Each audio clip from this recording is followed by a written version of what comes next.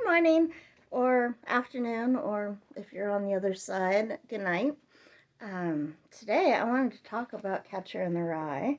I did talk about a little bit about how I was hate reading it, and things, I don't know, didn't entirely change, but they have evolved a bit, and um, I have some ideas and some thoughts about it, and I can't wait to start talking about them, because the Game of Tomes is still, 2 weeks away or whatever, and I'm not ready to, just sit on all this until then.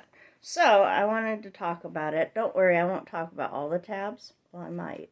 So this is semi-spoilerish. Uh, Basically, the main theme, as far as I'm concerned, about Catcher in the Rye is grief, and it's difficult to discuss a specific person's grief without discussing what caused the grief. So if you don't want to hear any spoilers, um, turn this off, read the book, and then come back. So that's my advice. But yes, today I'd like to talk about Catcher in the Rye. This is my little copy that I got for 50 cents at the library. They sell the books that have been pulled from the shelves, for new copies or whatever. I'm not sure why this one was pulled because really it was in good shape, before I got a hold of it and started, highlighting things and whatever. So I don't know. But point is, it's mine. So if you see dog ears and, sticky notes and highlighting, it's my book, so it's okay. So, um, now, two things. When I first picked this book up, I didn't want to read it. I was, like, kind of staunchly opposed because I had tried to read it once before, a couple years ago, and I dumped that copy in the little free library because I hated it, but I'd only gotten through, like, the first chapter or so.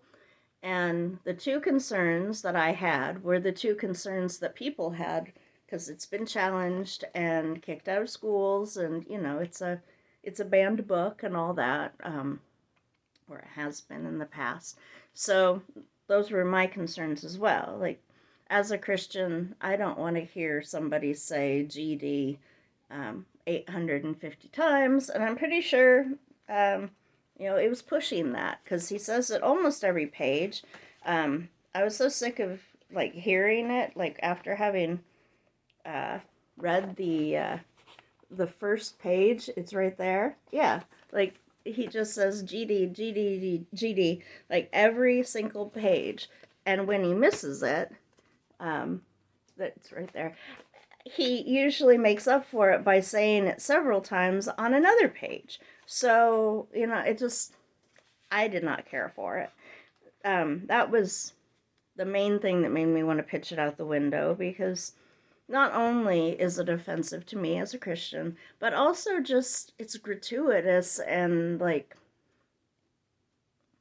I don't know, he overuses it. He's one of those awkward, insecure little boys, even though he's not all that little, he's very tall, but who tries to be cool, um, to make up for the fact he's an awkward, weird little boy.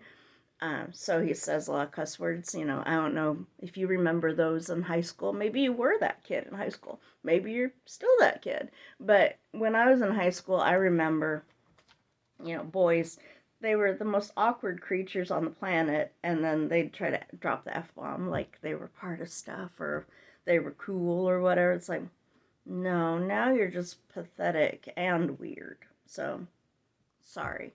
But that's just my take on it. You can say whatever you want, but uh his excessive cussing, I mean, it's not just like once in a while he says a cuss word on every page.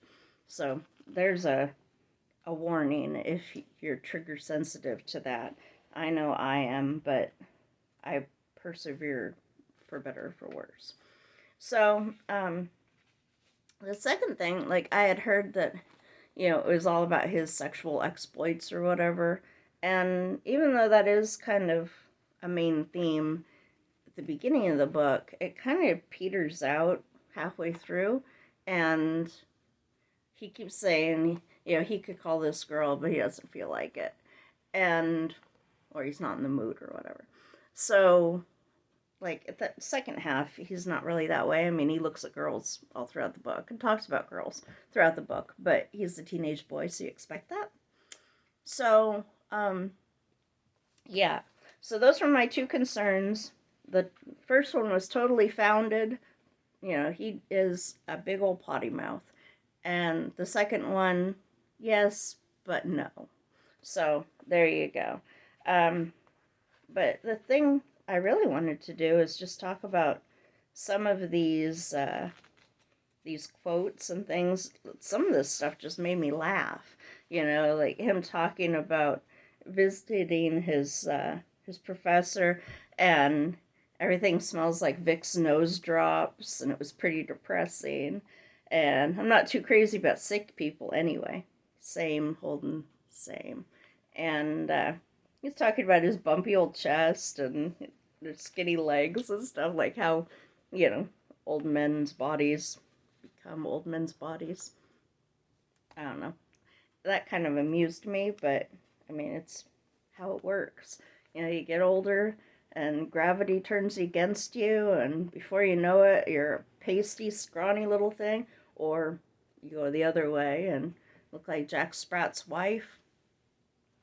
No judgment here. I look like Jack Sprat's wife. So there you go. All right. So, so this is a spoiler, but it's kind of the jumping off point. He's getting kicked out of school. So, he hates everybody at his school. He doesn't want to be there. The main point of the whole book is grief, and he's just been kind of sent away to boarding school, even though he's still deeply grieving his brother's death. His brother died when he was 11, and Holden was 13. Died of cancer. So that's a main thing. Like, after his brother died, it seems that Holden becomes like very defensive of childhood. Like, he wants to protect children. He wants to protect innocence and childhood, while all the time not being so innocent or childish in his behaviors. Like, very self-destructive boy. But, who isn't at some point in their lives? So he's getting kicked out of school, and he's supposed to stay until Wednesday, but then he decides, what's the point? And he takes off, and as he's leaving, he puts on his stupid-looking hat, because he has a red hunting hat that he's kind of obsessed with, and he talks about it throughout the whole book. And he says, "Sleep tight, you morons." I enjoyed that. I don't know why, but maybe because I was reading late at night, but that made me laugh. And he ends up at a hotel, and because he's not ready to go home and face the music yet, so he decides he's going to have fun for the next couple of days. And he's looking out his window across.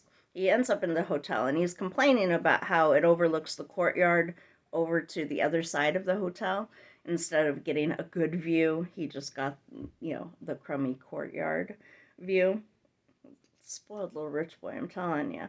Like, he's got enough money to just wander the streets and check into hotels and do all this stupid stuff, and he's complaining about having to be in a nice hotel overlooking a courtyard. Yeah, boo-hoo-hoo. I should be so lucky. When I was a kid, I spent overnight at the Motel 6 just to kind of get away from it all. And it was a dump, and it was in a bad neighborhood. And I dyed my hair and watched TV, and I went to Dairy Queen because that was what was in walking distance of the crummy hotel. And it was the best time. I was having such a fun time. He's staying in a nice hotel, and he has a problem. Poor boy. But anyway, the thing that made me laugh is he's overlooking the courtyard, looking over at the people across the way. And the little punk, he's looking in people's windows. And, if they're really trying to keep these things secret, maybe they should have closed their windows, but whatever. The first thing he sees is a, distinguished looking older man who, comes in and like he's in his room in just his boxer shorts, and then he opens up his suitcase and it's women's clothes. So he dresses up, and then he's like strutting around like he's on the catwalk. And so of course, that's amazing to Holden because he's living in 47 or whatever instead of 2023. Nowadays, it's like that's just what life is. But anyway, you see that sort of stuff often. But he was just amazed. He had never seen anything quite like that. And then the next window over or whatever, there's there's a couple and they're like spitting water on each other. And I mean, that is definitely weird. Like they're like spitting water at each other and giggling about it.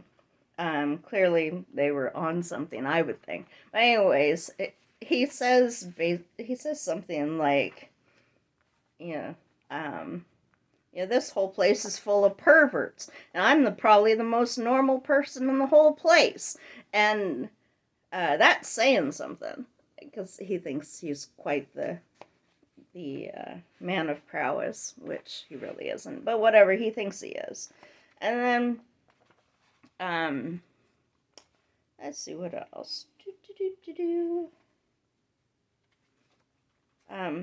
It's funny that this book is like flagged for all of his cussing because a girl that he likes, well, he doesn't really like her, but whatever, a girl that he goes out on a date with, tells him to quit cussing, and he doesn't care. He keeps cussing because he doesn't really like her, and nobody's going to tell him what to do. And then his little sister also tells him to quit cussing. So maybe he should have listened to some of these girls. I don't know. But I'm thinking he should have.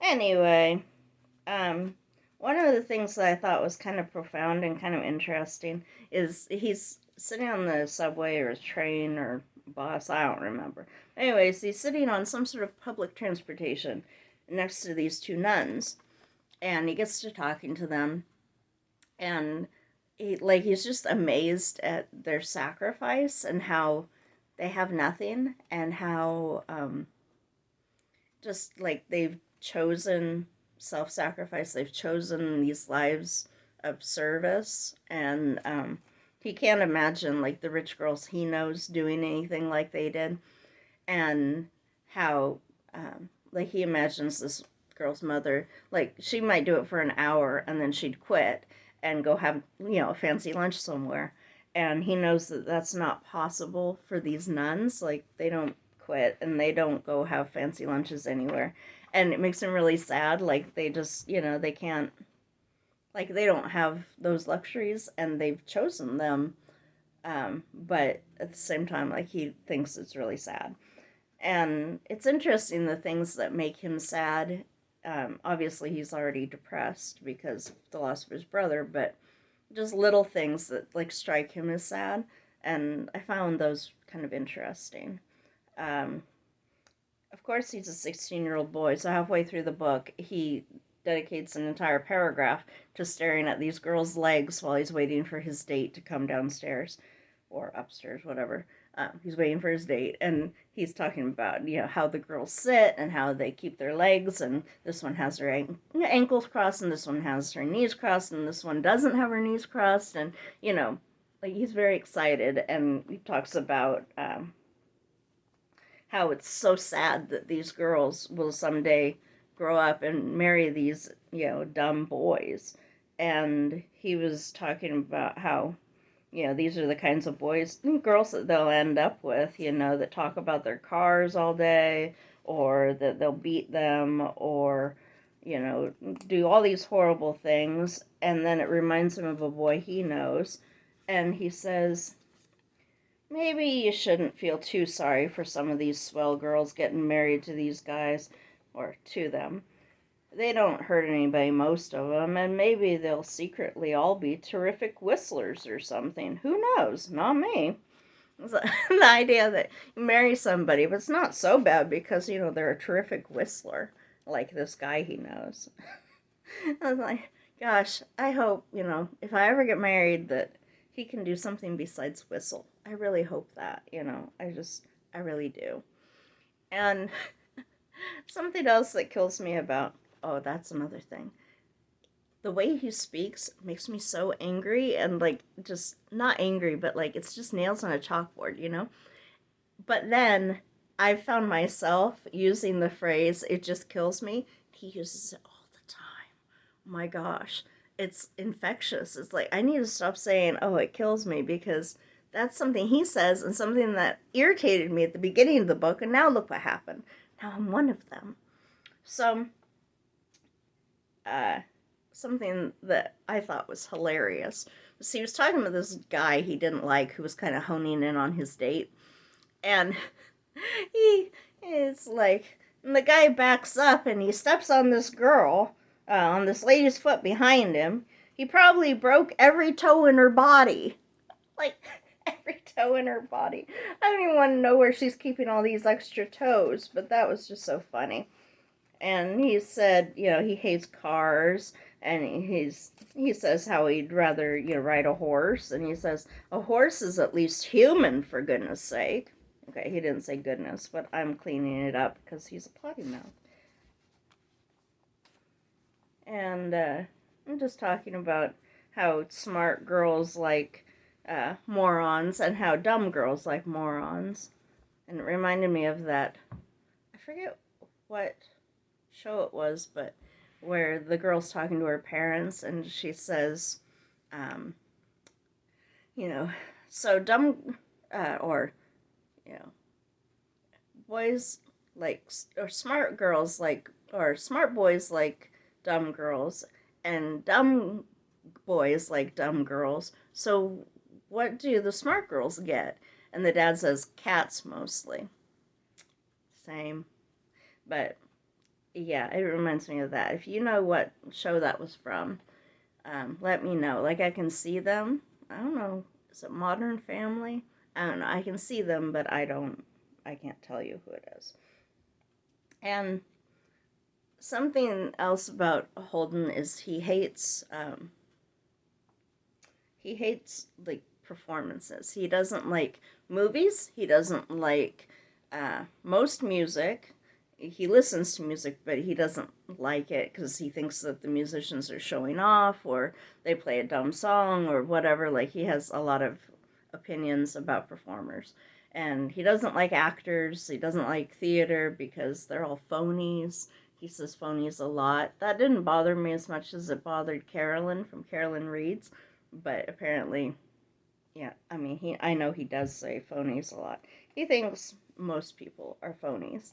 And really, if he's a rich boy, he's hanging out with rich people, he probably would be around a lot of people who kind of put on a false front and, you know, like try to look important or cool or whatever. But I think people across all classes behave that way, so maybe it has nothing to do with him being a rich boy. But something that amused me, he takes a girl to a theater. Or was he with a girl in this one? Yeah. Okay, so he took a girl to the theater, and sorry, I'm watching my cat step over my tomato plant so he can climb up the window, and it worries me. I don't want to lose my tomato plants. Anyway, good. That's good. You get down from there. That's a good boy.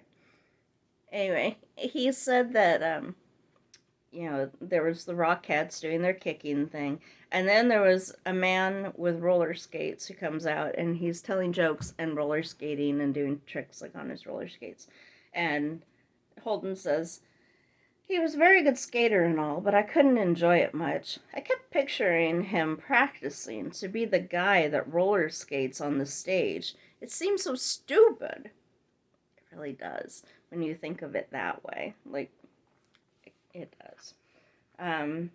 Let's see. Okay, so something that appealed to me, but may not appeal to you, is I adore kettle drums. I adore them. They're my favorite part of any orchestra. Bring on the kettle drums. When I go to Christmas concerts, it's my favorite part. I want to sit by the kettle drums so I can see the kettle drummer and watch the kettle drums, and it's a little obsessive and weird, but, you know, so am I. Whatever. And it's funny because he was talking about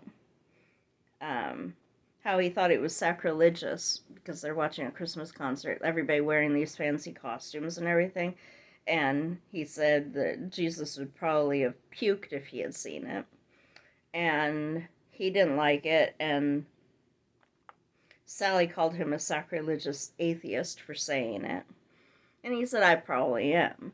The thing Jesus really would have liked would be the guy that plays the kettle drums in the orchestra. I've watched that guy since I was about 8 years old. My brother Allie and I, that's the one who passed away. If we were with our parents and all, we used to move our seats and go way down so we could watch him. He was the best drummer I ever saw. He only gets a chance to bang them a couple of times during a whole piece, but he never looks bored when he's doing it. Let's see. I don't want to read any more of it, but the point is, like, I feel it. Like, I love the kettle drums. And the fact that he shared that with his brother, of course, made it more special. But I understand the kettle drums. I love the kettle drums. One time I went to an orchestra, and I approached the kettle drummer afterwards, and he let me bang on him a little bit. And that was really cool. So there you go. So yeah, he doesn't like any performances, but he did enjoy those kettle drums. So I get that. That's cool. What else? Oh, the one quote that like kind of broke my heart. He was talking about going to his brother's gravesite and how, he didn't see the point of it, and he didn't want to go there, and bringing flowers to the dead. He's like, who wants flowers when you're dead? Nobody. And, I get that too. But the one thing he said is, it started raining when he was there. And it said all the visitors that were visiting the cemetery started running like heck over to their cars.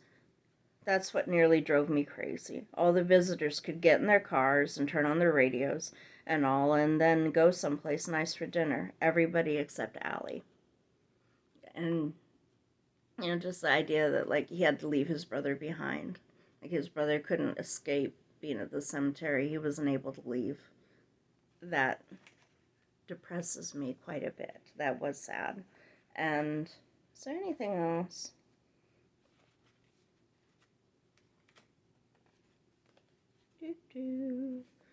That one was kind of funny. I don't want to leave it on something sad. So, I will say two more quotes that I enjoyed. A teacher who he admires tells him, I think that once you have a fair idea of where you want to go, your first move will be to apply yourself in school. You'll have to. You're a student. Whether the idea appeals to you or not, you're in love with knowledge, and I think you'll find, once you get past all of the Mr. Vineses and their oral compositions, Mr. Venisons, I said. Anyways, all right.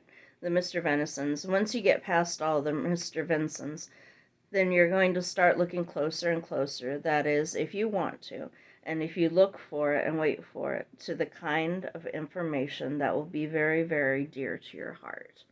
And I understand that because I hated school, but I do love to learn. Like, I would skip school. I would go out of my way to invent new illnesses. If I had been in high school when the whole pandemic and the lockdowns had, happened, I would have been happy as a clam to be locked up in the house, so I wouldn't have had to go to school. Like, that would have been, kind of, my dream, minus all the danger and everything, people being sick and everything. That's, of course, horrible. But, like, the idea of being locked in the house and unable to go to school would have appealed to me quite a bit. But anyway, so there's that. And then, is that what I want to leave you with? Oh, the whole book, I was kind of curious about, like, why it was called The Catcher in the Rye, because I didn't make any sense. I wasn't familiar with that quote or whatever. And he does explain it, which made me happy because it was bothering me. It's like, is it because his brother had a catcher's mitt? I didn't get it. And he has these weird thoughts, like all throughout the book. He just has random, strange thoughts. And one of them was he he says, let's see. Anyway, I keep picturing all these little kids playing some game in a big field of rye and all. Thousands of little kids, and nobody's around, nobody big, I mean, except me. And I'm standing on the edge of some crazy cliff. That I have, what I have to do, I have to catch everybody if they start to go over the cliff. I mean, if they're running and they don't look where they're going, I have to come out from somewhere and catch them.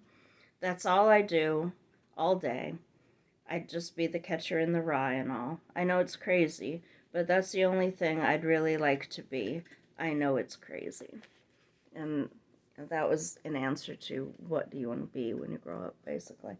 And just the idea that he just wants to like save kids, and of course a lot of that stems from his brother's death.